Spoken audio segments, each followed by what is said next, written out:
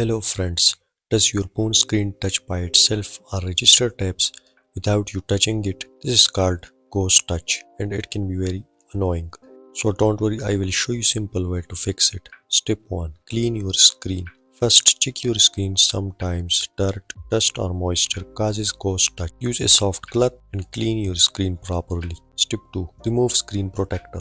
If you are using a screen protector, remove it. Some protectors, especially cheap or cracked ones, can make your screen act strange.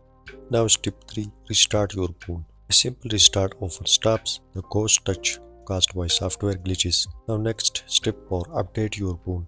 Go to settings, software update. Install any updates. Old software's bugs can also cause ghost touch and updates usually fix them.